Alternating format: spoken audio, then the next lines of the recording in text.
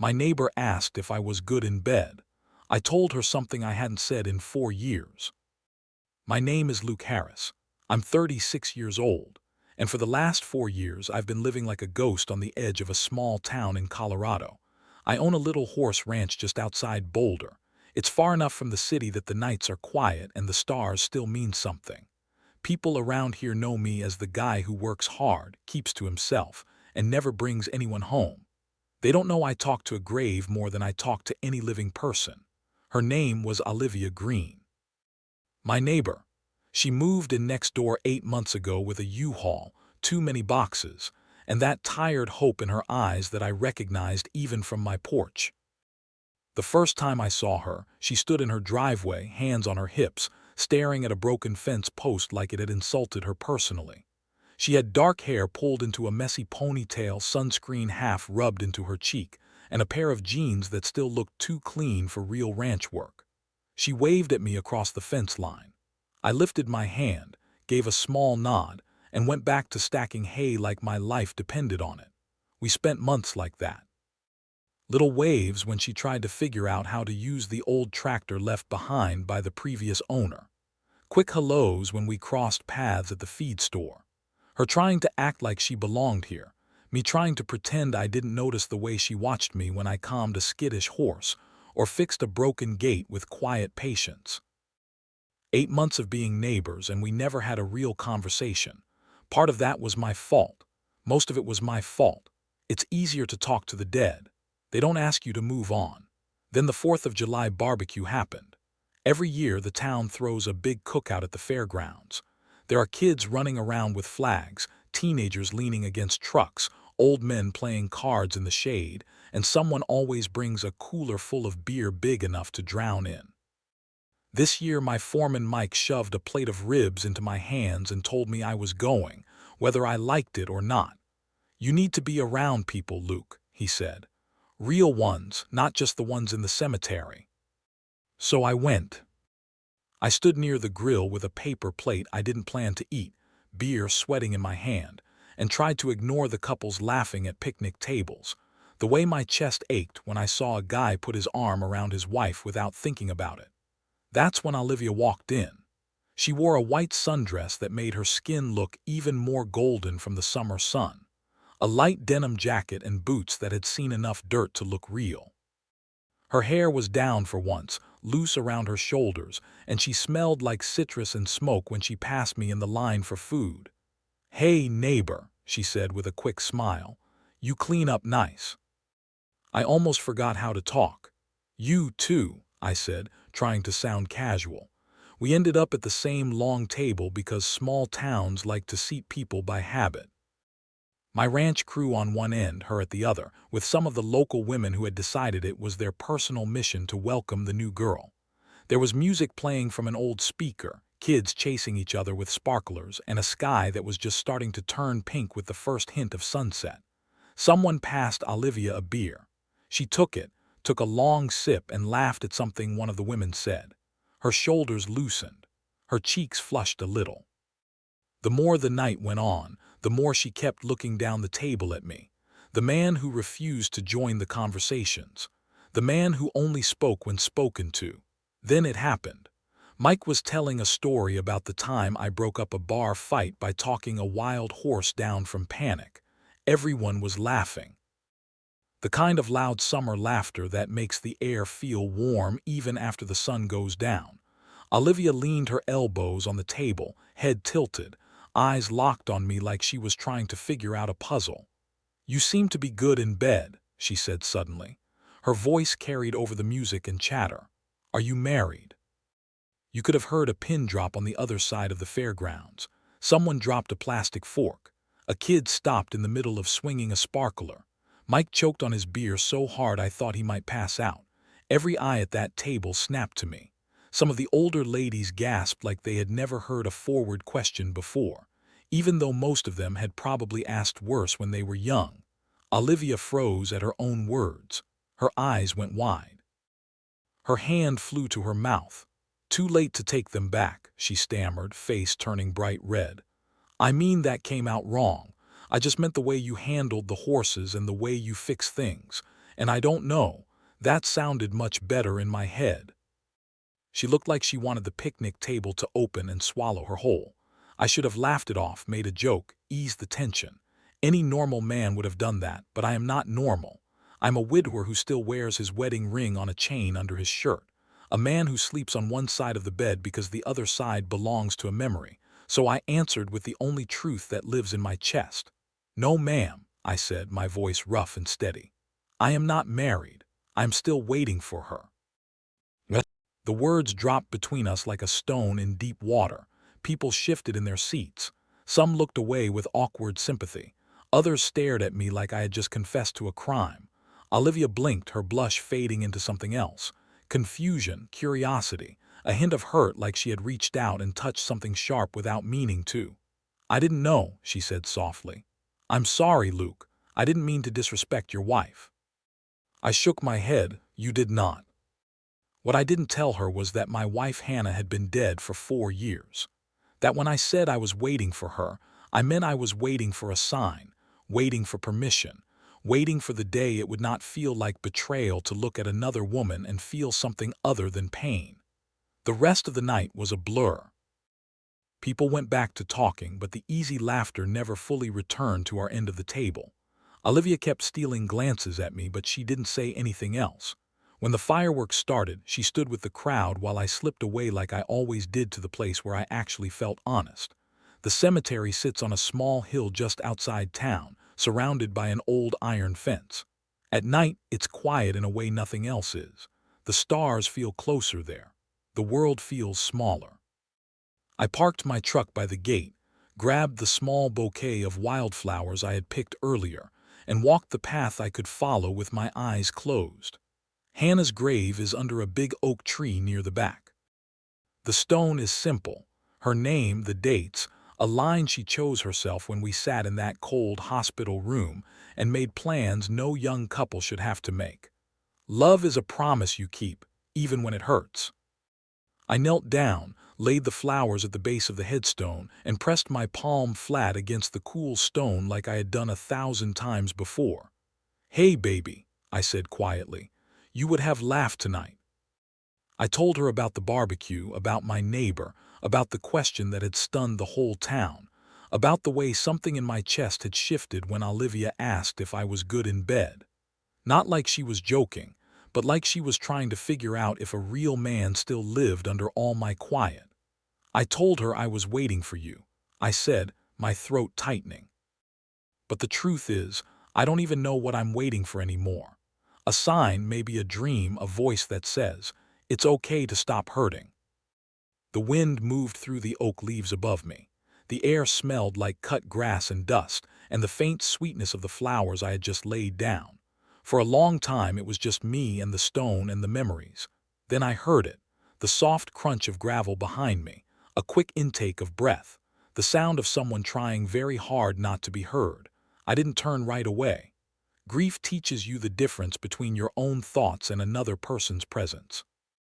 Whoever was there, they were not a stranger passing by. "How long have you been listening?" I asked, still facing the grave. There was a pause. Then a familiar voice, shaky but clear, answered from the dark. "Long enough," Olivia said. "Long enough to know you were not waiting for what I thought you were." I turned then. She was standing about 20 feet away, just inside the line of headstones, lit by the small solar light at the base of Hannah's grave and the pale glow of the moon. No makeup now, hair tied up, messy hoodie over her dress, sneakers instead of boots. She looked like she had run out of her house without thinking too hard about it. Her eyes were shiny with tears. She was trying hard to blink them away. "Olivia," I said, pushing myself to my feet. "You shouldn't be here." "Yeah," she gave a small shaky laugh. "That's what everyone says about me no matter where I go." She stepped closer, careful not to step on any graves like she was afraid of disrespecting the dead. Her hands were jammed into the pockets of her hoodie. She looked at the headstone, read Hannah's name, and something in her face softened. "I didn't know," she said again. "I just thought you were one of those guys who says he's waiting for the right one because it sounds romantic." "It's not romantic," I said. "It's just stuck." She nodded slowly. For a minute we just stood there in the quiet, 3 people if you counted the woman under the ground. "You followed me," I said finally. "Yeah." She winced a little. "I saw you leave the barbecue. You left before the fireworks even started." I told myself I was just going for a drive to clear my head, but when you turned up this road, I knew where you were going. "I've been here a few times." My eyes went to her face. "You have someone here." "No," she said quickly. "Not yet anyway. I just like the quiet. And sometimes I feel closer to the girl I used to be here than anywhere else." There was something in the way she said that, like she had lost someone too. But the person she lost was herself. I leaned back against the base of the oak tree. "What did you mean back there when you said you thought I was waiting for something else?" She swallowed, looked down at her sneakers, then up at me like she was making a decision. "I thought you meant you were waiting for some perfect woman to show up and fix you," she said. "You know the way men in movies say they're waiting for her like it's some big romantic speech, when really they're just afraid of doing the work." I huffed out a breath. That might have been a laugh. "Trust me, nobody is fixing me."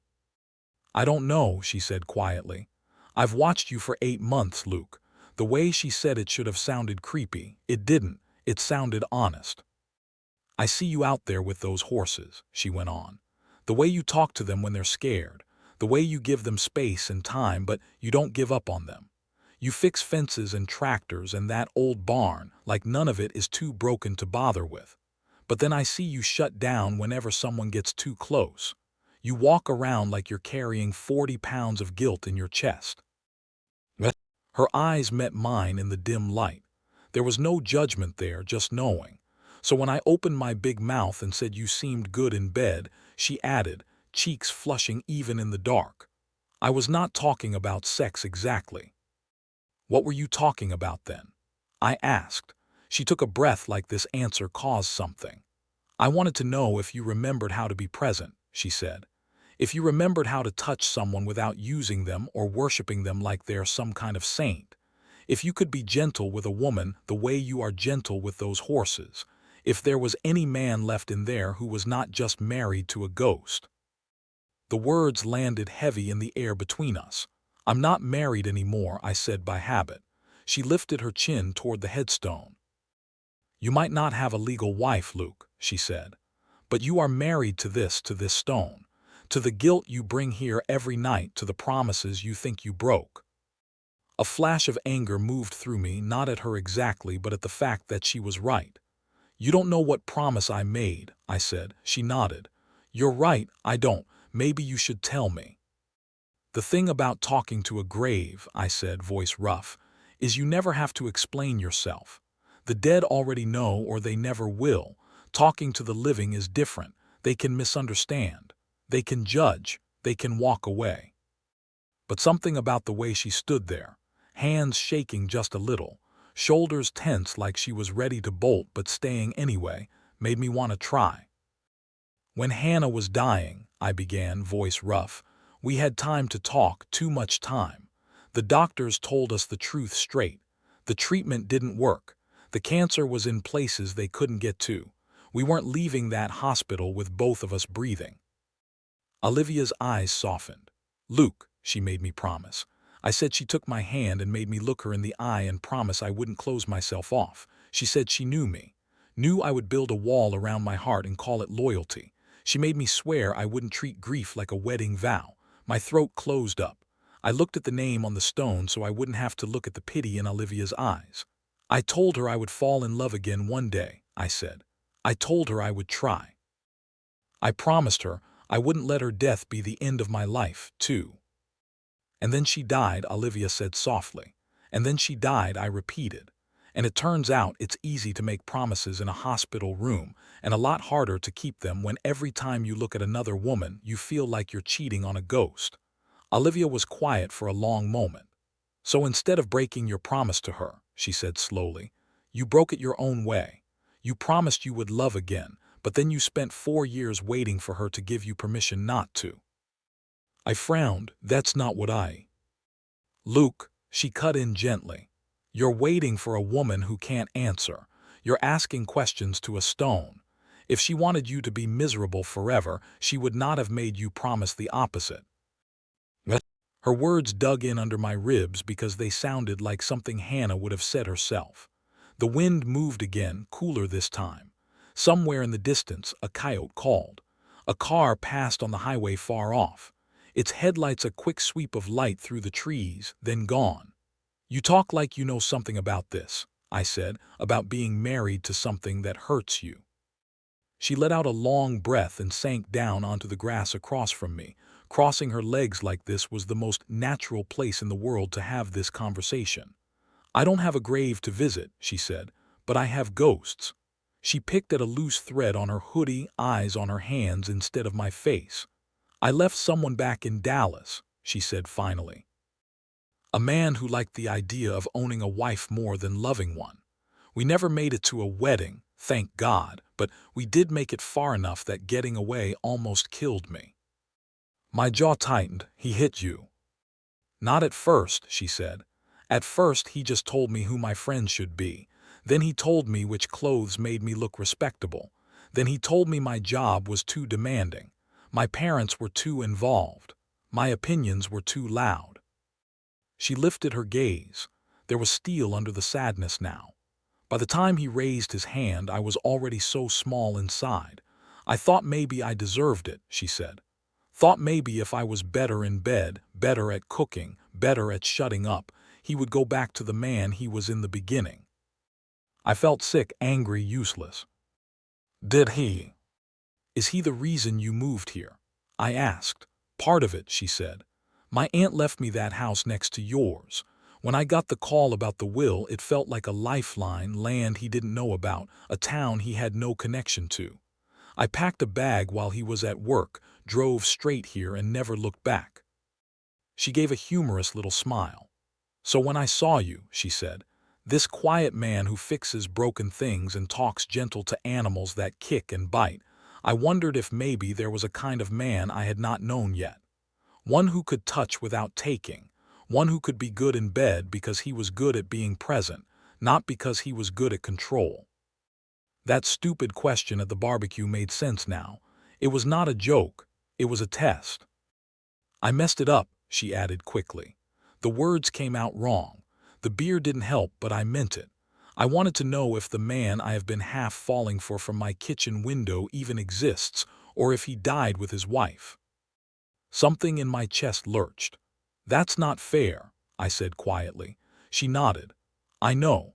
It's not fair to ask a man who is still grieving to save me from my past. It's not fair to hope that the stranger next door might be the one person who understands what it feels like to be alive and dead at the same time. Her eyes filled with tears again, but they were different now. Softer, brighter. The night air had cooled, but it still felt warm in a way I hadn't known in years. For the first time, I didn't feel like I was standing in the shadow of someone else's life. We were two broken people standing on the same ground, and for a brief moment it felt like maybe that was enough. Olivia looked at the road where the truck had vanished, then at me. Her knees gave a little. I stepped forward before she could fall, and she hit my chest like she had been heading there the whole time. I wrapped my arms around her without thinking. She was shaking hard, like all the fear she had held in had finally found its exit. I'm sorry, she said into my shirt. I'm sorry I dragged you into this. I'm sorry he came here. I'm sorry I asked you that stupid question. I rested my chin lightly on the top of her head. You didn't drag me anywhere, I said. He came because that's what men like him do, and that question was not stupid. She pulled back enough to look up at me, eyes swollen from crying, mascara smudged. You think I'm good in bed, huh? I tried to joke, my mouth still sore. She huffed out a wet laugh. I think you might be good at something that matters, she said. Good at standing your ground. Good at listening to the difference between fear and love. I think you might remember how to be present even if it hurts. I looked at Hannah's headstone over her shoulder. The flowers were still where I had left them. The line she chose was still there. Love is a promise you keep, even when it hurts. For the first time since they carved those words into stone, I realized I might have misunderstood them. Keeping the promise didn't mean staying frozen in the hurt forever.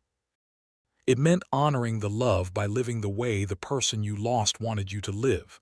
I made her a promise, I said quietly. Olivia's eyes softened.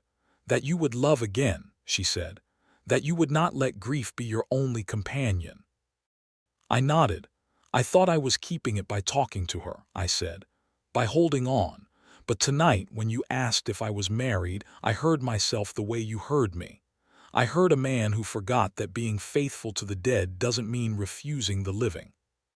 I took a breath that felt like the first honest one in years. I am not married anymore, I said. Not to the stone this time, but to the woman in my arms.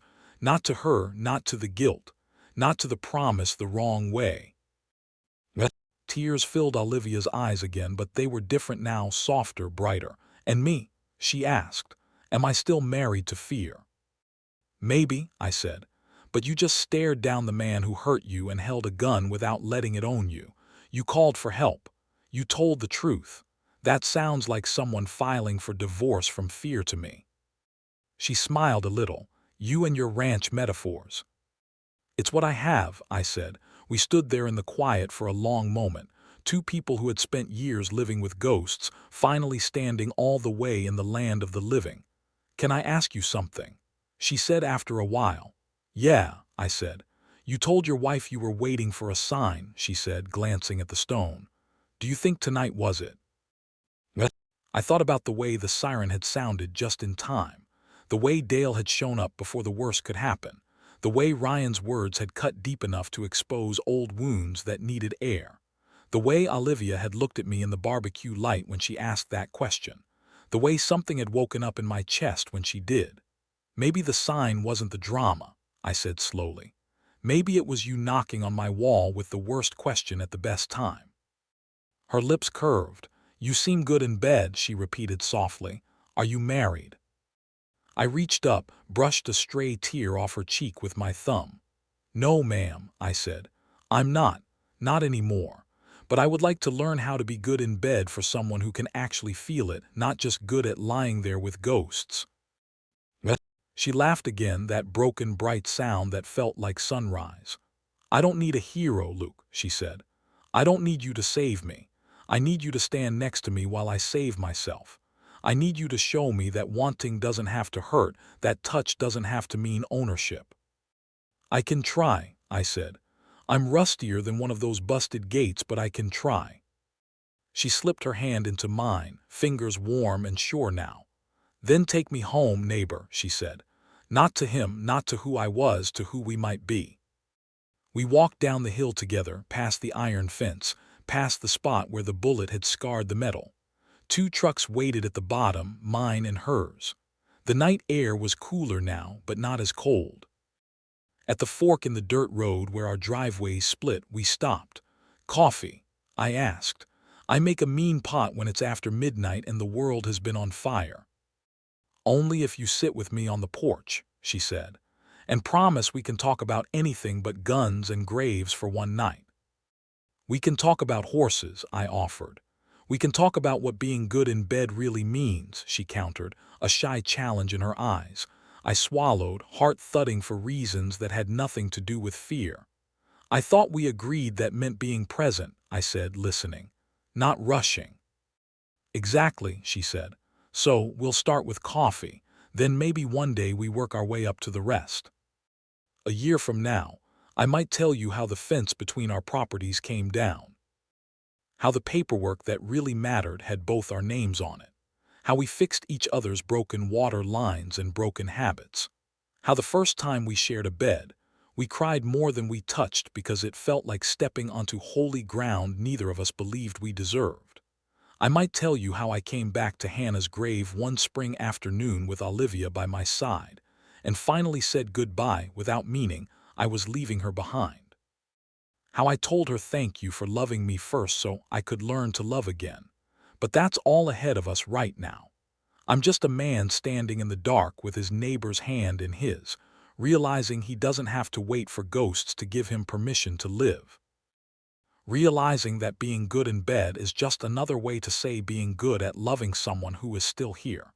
My neighbor once said, You seem good in bed. Are you married? Back then I said, no, I'm still waiting for her. If you're listening to this, if you've made it all the way to the end, here's what I know now. Do not wait so long for the dead that you forget the living standing right next to you. Do not let fear or grief be the only things you are married to. Ask the hard questions. Answer them honestly, even when it hurts. And if this story touched you, if you believe in second chances and learning how to live again, tell me where you're listening from in the comments. I want to know how far this little ranch story travels.